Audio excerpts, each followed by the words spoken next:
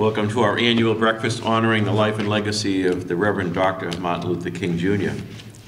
At this time, I'm going to ask Major DiLorenzo with our ROT students from North Quincy High School if they could please present the colors. Please rise.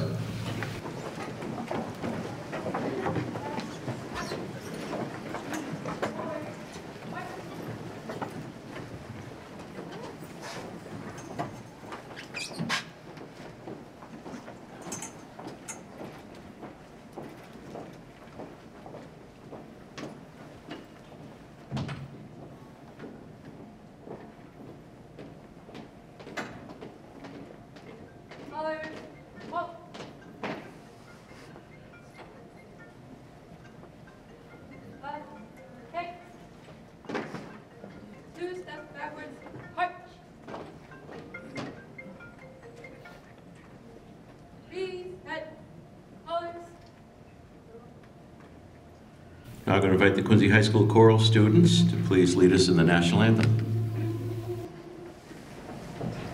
Oh, say, can you see by the dawn's early light what so proudly we held at the twilight's last gleaming, whose broad stripes and bright stars through the perilous fight o'er the ramparts we watched were so gallantly streaming, and the rocket's red glare, the bombs bursting in air, gave proof through the night that our flag was still there.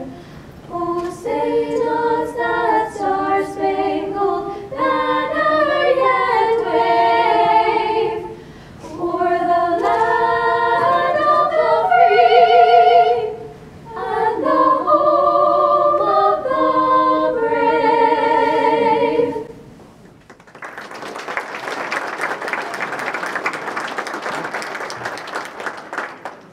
Now the pledge by the ROTC students.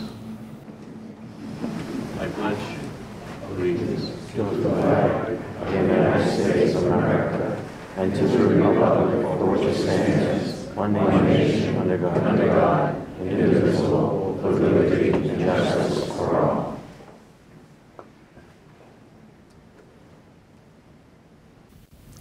I now invite up Minister from United First Parish Church, Rebecca Froome. She would lead us in an invocation.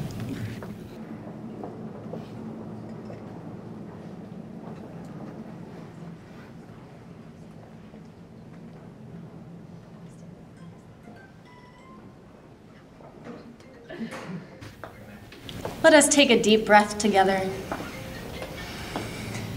and lift our hearts in the spirit of meditation and prayer, listening in these words for the language of faith most meaningful to you. Eternal presence, known by many names, known in many ways. God, whose other name is love, love whose other name is justice. We gather this morning as a community of many ages, of many backgrounds, of many life experiences. Each of us called here by the life and legacy of the Reverend Dr. Martin Luther King, Jr. May his words and his actions guide us and sustain us in our time together today and in our time together in other settings. Remembering his words that injustice anywhere is a threat to justice everywhere, let us look honestly in our neighborhoods and the world of nature. Let us look honestly at our city and our country. Let us look honestly into our hearts and our homes to see where injustice is present, to see where the opportunity for justice is present. Let us open our hearts with compassion to hear the stories of others. Let us open our eyes with courage to see what work is before us. May our time together this morning be blessed so that we might be a blessing to the world. Amen. Amen. While standing, let us just take a moment to remember all our veterans serving across the world, keeping the peace.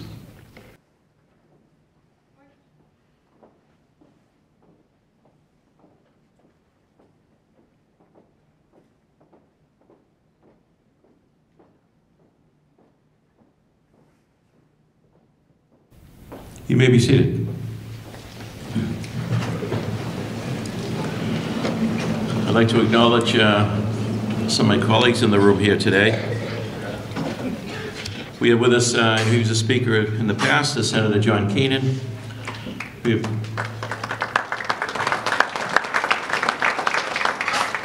have District Attorney Michael Morrissey. We have City Councilors at large. Newly elected Council President Nina Liang. Noel DeBona.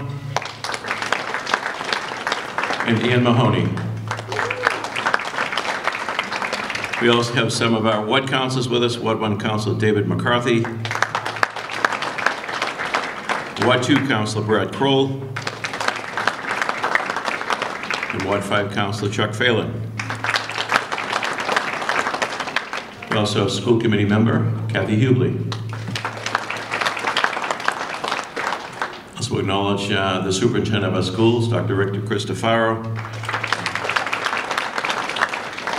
The Executive Director of the YMCA. The YMCA is a partner in today's event, Paul Gorman.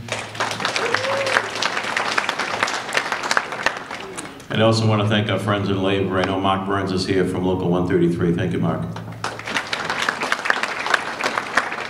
With that, Mr. Segala, is the food ready?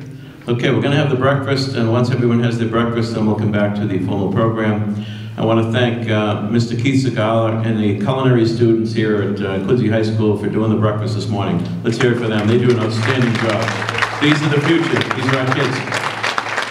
And you can continue to finish your breakfast, and I know there's drinks and coffee up there, but we're going to continue with the program. And our guest speaker this morning is no stranger to the people of Quincy, Joe Finn. Joe was named the Executive Director of the Mass Housing Shelter Alliance in October 2003. Joe was Executive Director of Shelter Inc. in Cambridge, Massachusetts from 1998 to the beginning of his work with the Mass Housing Shelter Alliance. Prior to coming to the shelter, he served as Executive Director, I know many of you know him from this, to the Quincy Interfaith Shelter Coalition and its shelter program, Father Bill's Place, which is now Father Bill's Mainspring. Joe has dedicated the last 20 years to working in the area of homelessness and is committed to the challenge of ending homelessness. In all these positions, Joe is concentrating the expansion of permanent supportive housing opportunities for individuals, including chronic homeless individuals. The Mass Housing Shelter Alliance initiative, under Joe's leadership, Home and Healthy for Good, has led to the housing of over 1,000 chronic homeless persons across Massachusetts. This was recognized with a 2010 Innovation Award by Root Causes Social Innovation Forum. So the MHSA also led the effort during this period to create CSPECH, a nationally recognized homeless community support service reimbursement by Medicaid. He was awarded the 2010 Pioneer Institute's National Better Government Award for his work containing the cost of Medicaid by providing housing for the chronic homelessness. In July of 2012, under Joe's leadership, the Mass Housing Shelter Alliance was awarded the Massachusetts Pay for Success Social Innovation Financing Contract to house chronic homeless persons. This is one of the first Pay for Success to deal with homelessness in the world. To date, it has housed over 950 people. Joe is a 1978 graduate of Siena College. He also earned a Master's of Arts degree in Theology from Washington Theological Union, a Master of Arts degree in Sociology from New School for Social Research, a Juris Doctor from the New England School of Law, and an Honorary Doctor of Humanities from Bentley College. He was elected in 2001 and served as a City Council at large in the City of Quincy through December of 2017. He's married to Dolores, and he is the father of 6 boys and 1 girl. And I had the good privilege of serving along Joe for a number of years. Although it's interesting, the early years, I always felt there was a little friction between him and I. I was a department and he was a counselor. And when I went up there, he'd be ready to grill me every time. Always thoughtful, always respectful. I tell you, his style of leadership, his style of conducting himself would be a fresh, I tell you, combination in Washington, that's for sure. Joe's a class guy. I also saw another side of Joe when our kids were playing lacrosse together. We're at the Veterans Memorial Stadium, and Joe was rooting on the team. It was an experience I'll never forget, because it was a side of Joe I never saw.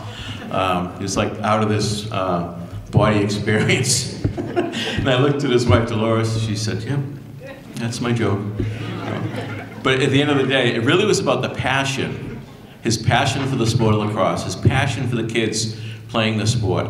Joe has great passion for his fellow man. He's a man of God, he's a family man, he's a man of this community. And we're so grateful for his service. I'm so grateful he said yes to saying hello this morning. Joe Finn.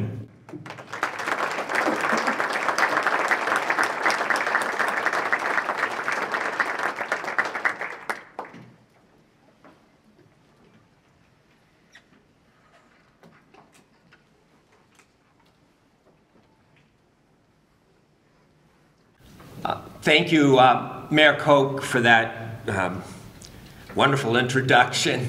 I don't think my behavior at lacrosse games is any secret any longer. I mean, I think others have witnessed it.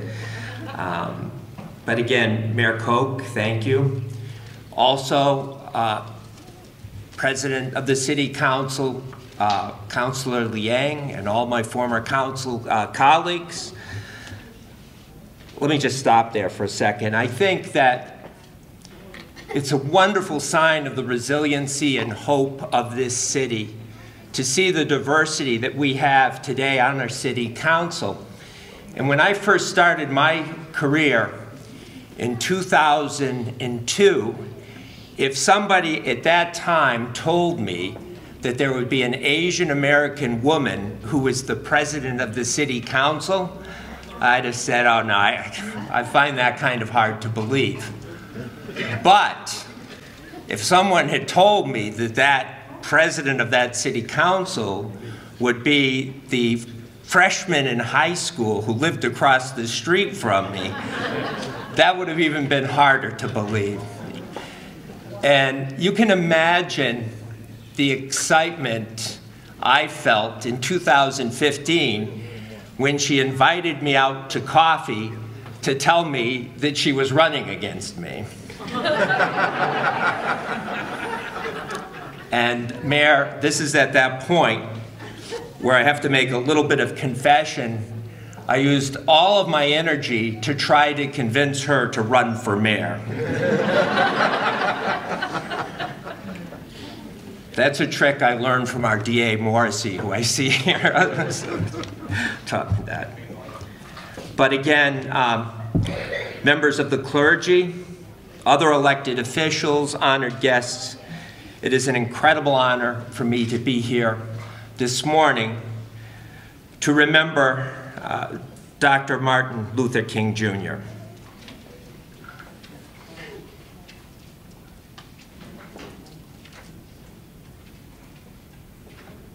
I remember 1968. I am old enough to remember 1968. I was 12 years old at the time.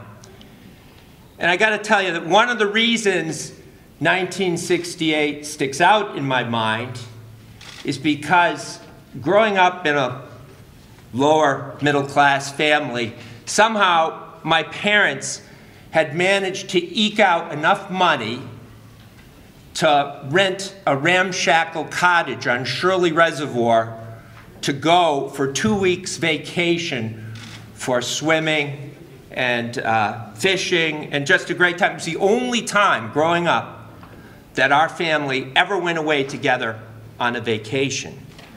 And so that really sticks in my mind even to this day. However, 1968 has some other memories that were seared into the consciousness of somebody who was 12 years old at the time. First of all, there was a war that was waging on our TV screens on the news every single night. There was political unrest that was happening all the time. Lyndon Baines Johnson announced that he wasn't going to seek re-election for the presidency. There was student activism, urban upheaval, the assassination of Robert F. Kennedy.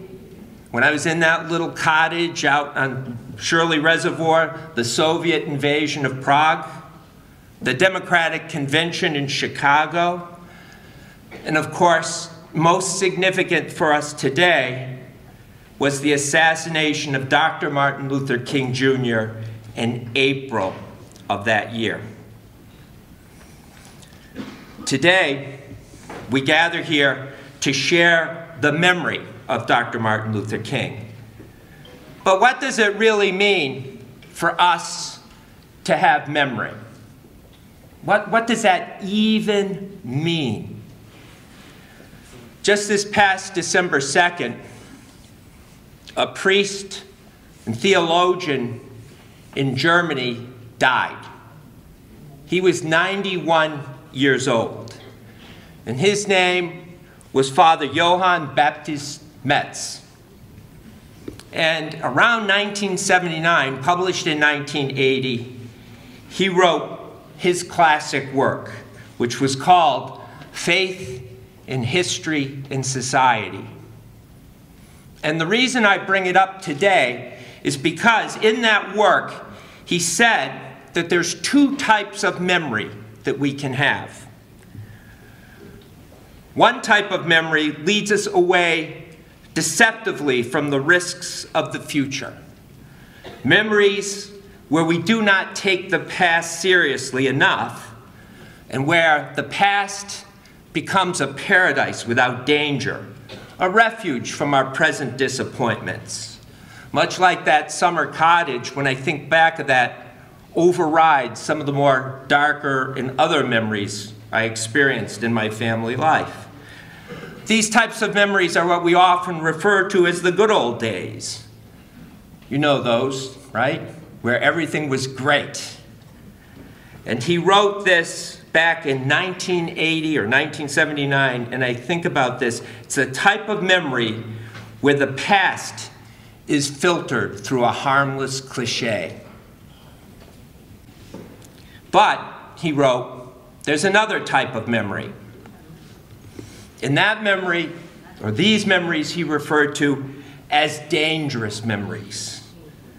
These are the memories which make demands on us. These memories can break through our lives and reveal new and dangerous insights for the present. They are memories with a future content and direction. They are disruptive memories, leading us to hope toward a better future. So, as we gather this morning, we have to ask this question. If we could ask it of him, which unfortunately we cannot, which type of memory would Dr. King prefer we use? Would he prefer a kind of nostalgic memory, recalling his achievements, acknowledging his character, and celebrating as though he was totally victorious in establishing civil rights in our nation? Kind of that complacent type of memory? Or might he not prefer the dangerous memory of Dr. King, who would remind us that we too, right at this present moment, and think about this as we gather here this morning, there are forces that are gathering in Richmond, Virginia. He would remind us that we too are in difficult times, and we are called to address the racial, economic, and social injustice that we encounter in it. Before you answer that question, I think we should consider a few things today. First, white supremacy is on the rise, as well as anti-Semitic hate crimes, and sometimes these are actually encouraged by some of our elected leaders. We live presently in a society where often one's life expectancy can be determined by their zip code. We live today where African American children are twice as likely to have asthma as white children. And oftentimes this is due to historic matters related to housing. We live in a world accounted for in the 2018 report to the United Nations on racial disparities in the U.S. criminal justice system. This indicated that African Americans are more likely than white Americans to be arrested. Once arrested, they are more likely to be convicted, and they are more likely, after being convicted, more likely to experience lengthy prison terms. As of 2001, for African American boys born in that time, 1 in 3 had a likelihood of going to prison compared to 1 in 17 of white boys. Think a moment, we live in a society where the median wealth, and again by median, assets and liabilities, the full amount, where the median white household wealth is $134,000, and the median African household is around, African American household is around 11,000. And this median African American household difference is due in great part to historic questions around building equity in housing. Just last week, the HUD, what they call the AHAR report, the Annual Homeless Assessment Report from HUD, African Americans have remained considerably overrepresented among the homeless population compared to the US population. African Americans accounted for 40% of all people experiencing homelessness in 2019, and 52% of people experiencing homelessness as members of families with children, despite being only 13% of the US population. In contrast, 48% of all people experiencing homelessness were white, compared to 77% of the population. Reasons for this, to me, seem to be obvious. The principles of the Fair Housing Act were actually passed in 1968 as a reaction to the assassination of Dr. King, and yet the promise of those principles have yet to be fulfilled in an affirmative manner. And in fact, in 2017, House Republicans were trying to pull back on the rules that the Obama administration had passed to enforce the principles of the Fair Housing Act. Now, for any of you who thinks that this phenomenon is purely accidental or a part of some de facto segregation, I would encourage you to read The Color of Law by Richard Rothstein, which outlines the de jure systemic and legal constructs in place that have reinforced the economic inequality of African Americans even to the present day. And I wish to stress, this is not about victimization, this is about simple justice.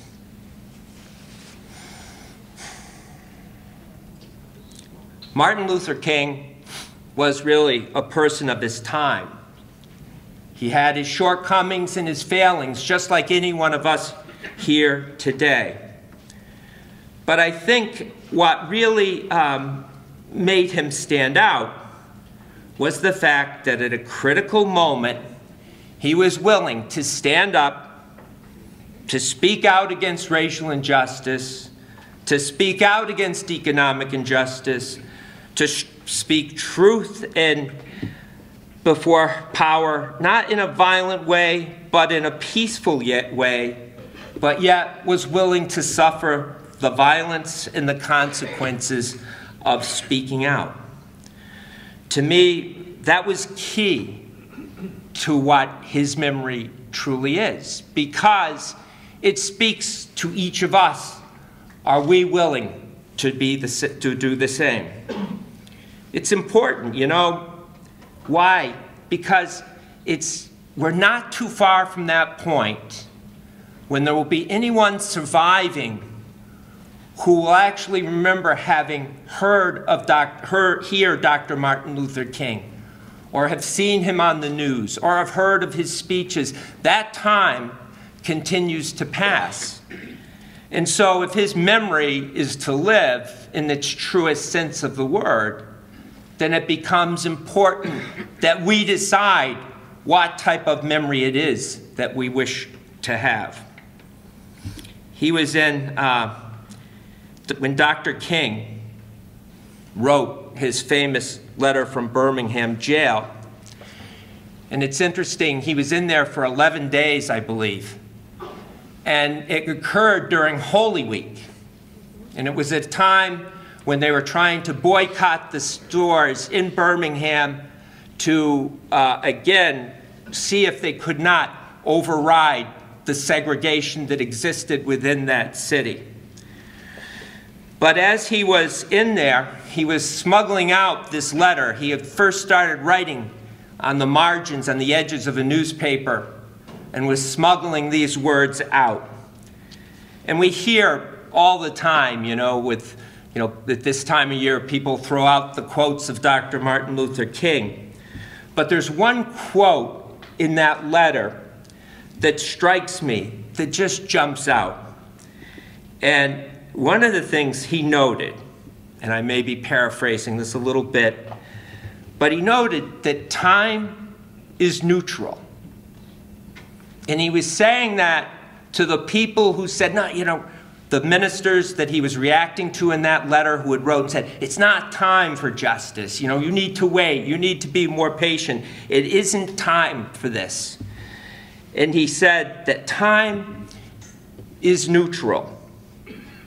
He said it can be used constructively or destructively. And kind of one of the more humorous comments that he made, he said, I have a grave fear that the evil and unjust are more aware of this fact and using that time far better than those of us who seek justice.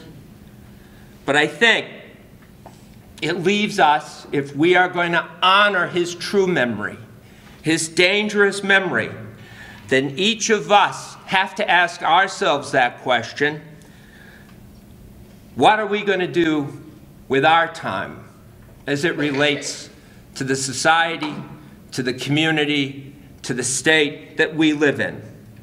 Will we use it constructively, or will we, even by our complacency, use it destructively? Thank you very much.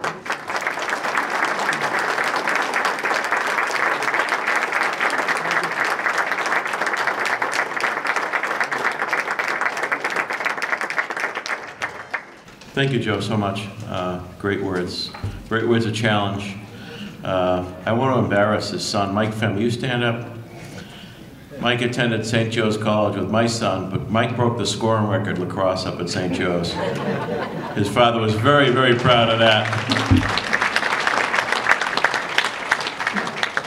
I also want to acknowledge, I know Chris Walker mentioned it during the inauguration, but Senator Keenan just returned from over 3 weeks of working in a refugee camp in Greece, dealing with those that have been ravaged by war, driven out of Syria, many of them Christians. Imagine driven out of your home, your neighborhood, you have nothing with you but your own person, and having to deal with that. So thank you, Senator Keenan, for being an example to all of us how we can make a difference.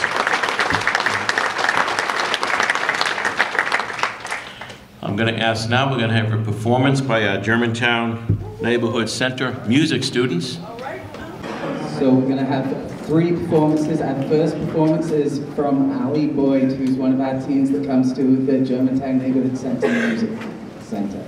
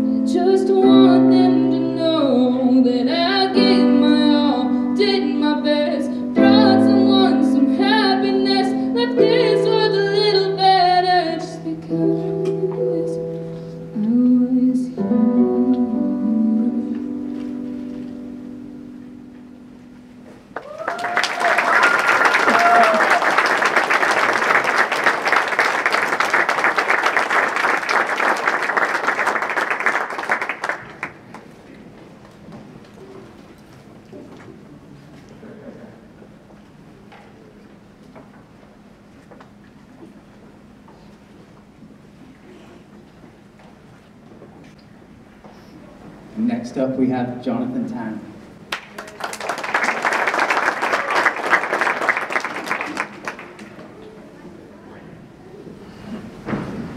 How's everybody doing? Good. Some technical difficulties, right? Give it up for Allie Boyd.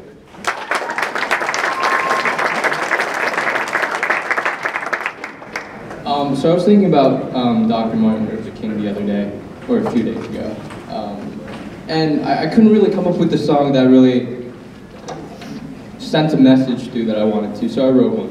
And so this one's called At the End of the Day.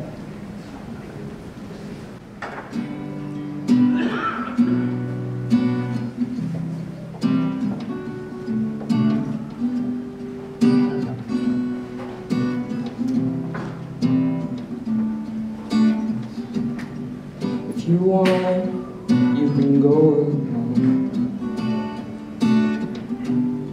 Stand around and say that nothing's wrong. Or if you want, you can stand up strong. Say what you've been needing for so long. If the light coming through at the end of the wall shouts your name, don't look back in the dark, you can be the one who lights the flame.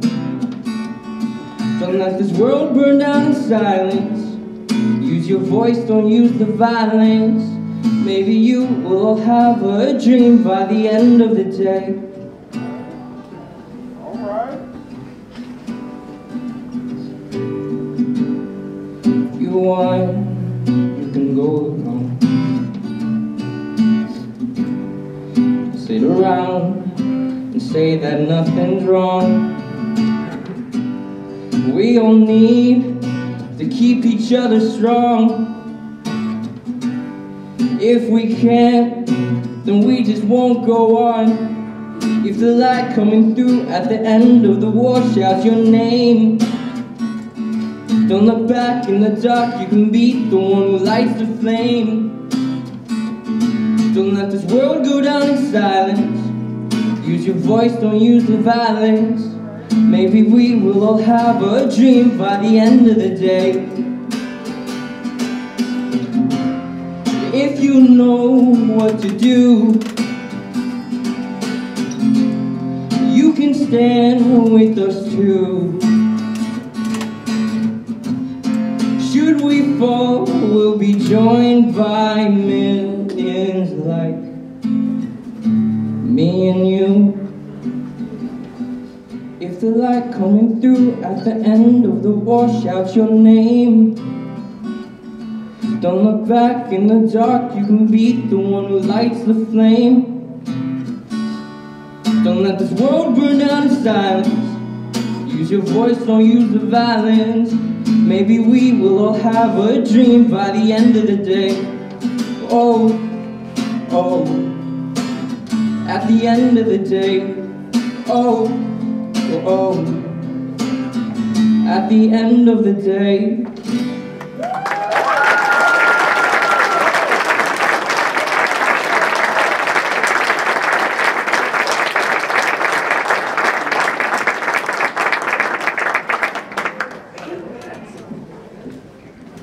Next up, we're going to have a dance performance by some of our girl power group.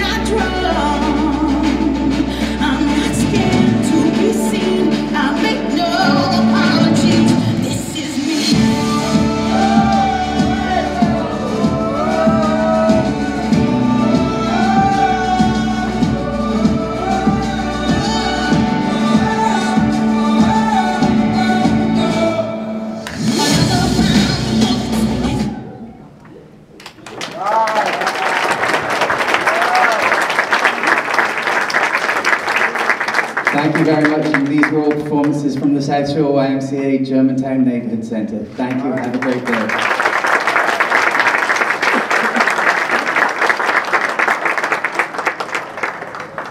Thank you so much. Feel good about the future after that, don't you?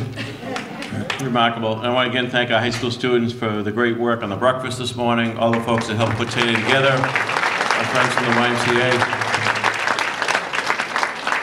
And I did want to acknowledge, I know that the very wonderful speech that Joe Finn spoke of, he talked about memory and how we remember things. And you know, yesterday we lost a great American here in Quincy. Mr. Russ Erickson, who was 97 years old, he had flown 33 bombing missions over Europe in the fight against evil at that time. So keep Mr. Erickson in your prayers. He lived a great life. He was a true American patriot. Another reminder that freedom is not free. We got to hold to our faith. We got to remember that, in my opinion, we have far more in common with each other in this country than what divides us. We truly do. We got to find that common ground. So let us pray for peace in our hearts, peace in our homes, and peace in the world. Enjoy your day. God bless.